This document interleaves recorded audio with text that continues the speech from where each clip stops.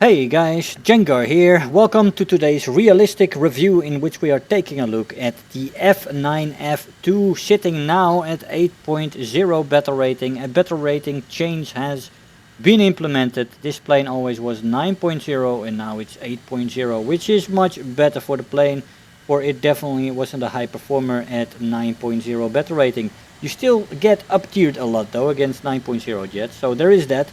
Anyway, the maximum speed in this plane at sea level without WEP is 915 kilometers an hour, and with WEP, yes, this jet does have WEP, it's 935.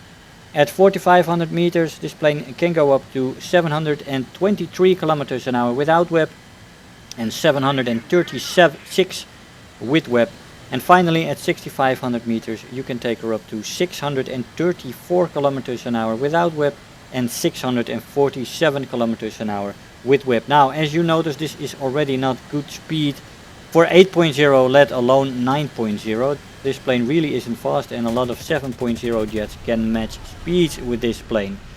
Top speed in a dive is 950 before it redlines and 1025 before it rips apart. Now that is quite good.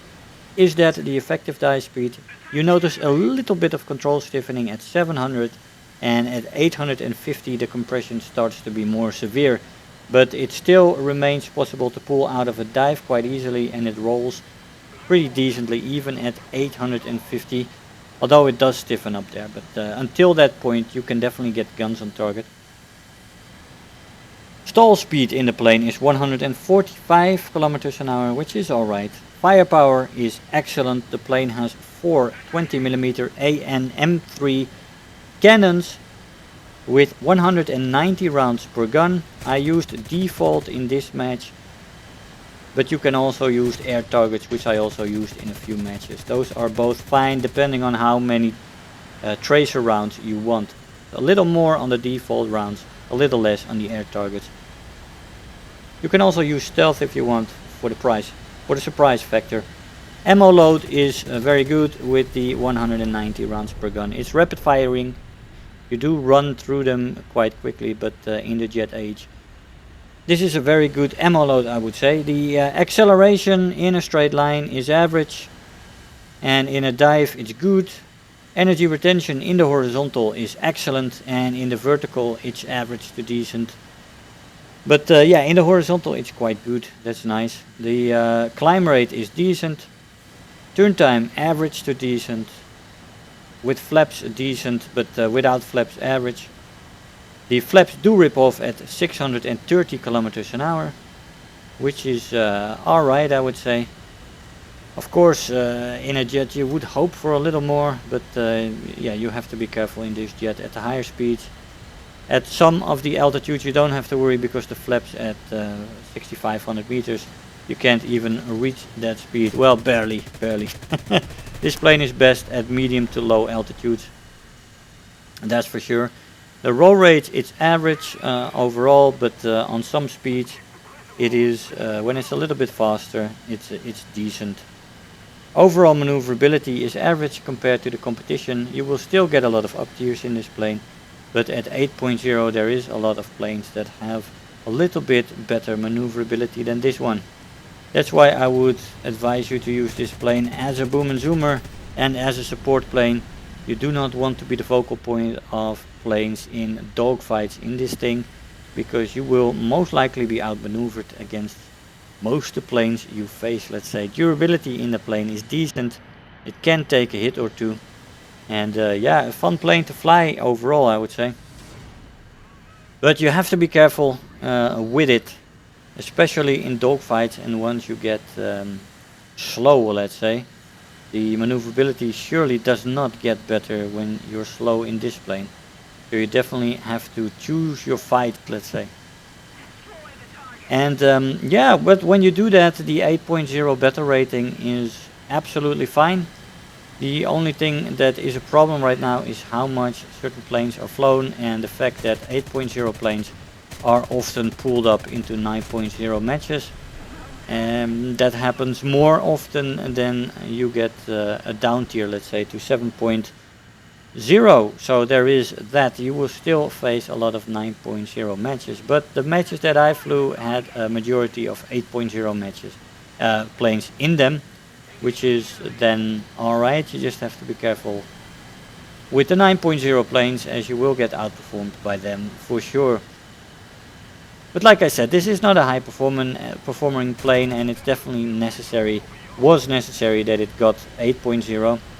I would just hope that they look at the Tier 5 of planes now. After they have looked at the tanks, they now have to look and decompress Tier 5 in planes. We have to get a 10.0 battle rating with valid 8.3, 8.7, 9.3 and 9.7 battle ratings, and then you can pull things apart on a more consistent basis, and when you make a change like this, that it actually does matter that it is changed, and that you notice the matchmaking being quite different, because now all I got was up tiers to 9.0, and even though there were a lot of 8.0 planes in there, it were still up tiers and not down tiers. There we go, another kill. This is what you get most of the time. The 4 kill match was is the exceptional match, let's say, and 2 kill matches are what you get more regular. Sometimes 2 kills and you die, because you know you can't win them all. But you can get very good results in this plane if you use it as the support plane that comes from the fringes, helping teammates out that got a tail, and not as the focal point. That's definitely not where you want to use this plane, and that is where you will die in this plane if you are not careful. Here you will see I will take up a little bit of a dogfight with this guy, because I thought I might get a shot here. Unfortunately I did not, and I immediately choose to separate.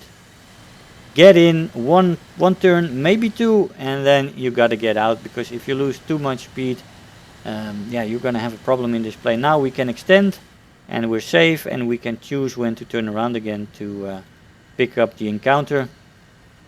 There was another guy at the airfield here, but he crashed on landing, and this is the last guy left. We've got a French bomber incoming, and the plane crashes. He doesn't hit him, but I don't know why if he decided to J out or if he just crashed. But there is that. So 2 kill matches are what you get the most. And in this plane you've got to be very disciplined in your support plane role. Let's say boom and zoom and support, and that's where you can shine in this plane. Let's see what we got for the first match in rewards. We've got Final Blow, Terror of the Sky, Bulletproof, almost 50,000 Silver Lions and 2,500 research points. I'll see you in the conclusion. Hey guys, so here we are after the match. Now, absolutely fun plane to fly, good guns, steady platform for your guns. It feels very much like you're in control in this plane. It does exactly what you want it to do, so that's all good.